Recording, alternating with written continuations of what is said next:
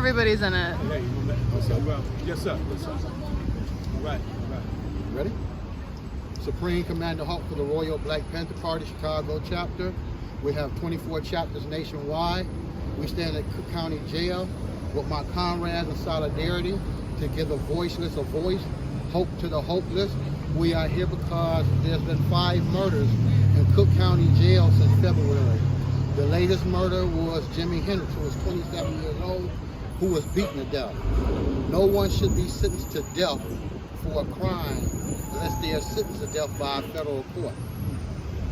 We're here because there's another inmate who was stabbed, cut up in the face last week.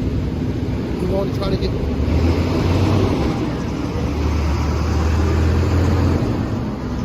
We would like to try to get access into the county jails to breathe life back into the inmates. We don't have no agenda other than just loving people, people loving people. People help people, and hurt people hurt people. So that's why we're here. We stand in solidarity because we are here to get a voiceless a voice, hopeless hope. Because when you in a situation like this, there's many ways the system stacked the deck against you with 13 jokers. 12 white jurors and 1 white judge, the deck is already stacked.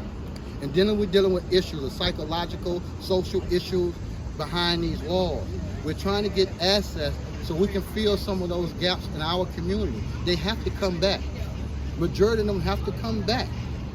Are they gonna come back, or are we gonna offer resources inside the house, the fallen cars, the metal Rubik's cubes, where someone is getting $45,000 a year to house someone and they're getting nothing in return? That's called organized pimping.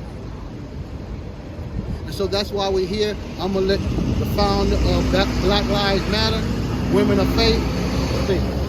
I really don't have that much to say, but like my brothers were saying, we're here, we're standing together. It takes all of us to make things happen in our community. We love our people.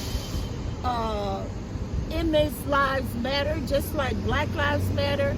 Inmates' lives matter, and we're here standing in solidarity to give them some assistance for all of us to come together, make sure that we talk to the right people, that things could be a better environment in Cook County Jail.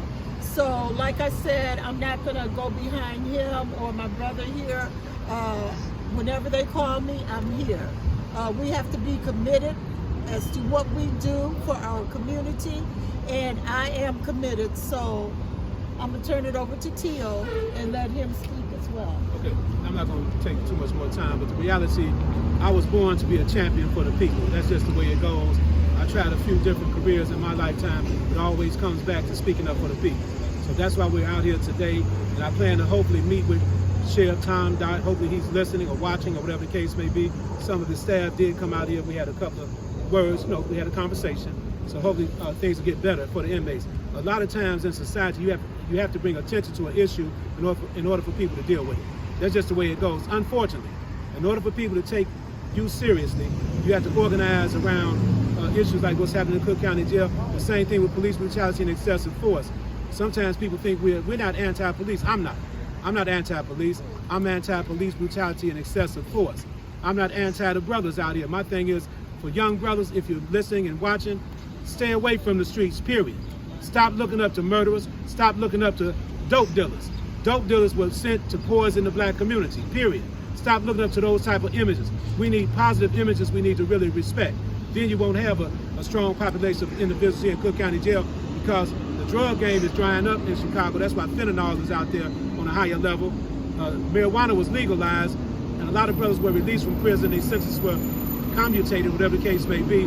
But the reality of it is that a lot of brothers still cannot sell the marijuana, because now you got to have millions of dollars to open up a marijuana dispensary. Right. So black folks, once again, are being left at the end of the totem pole. It's not right. So we have a lot of work to do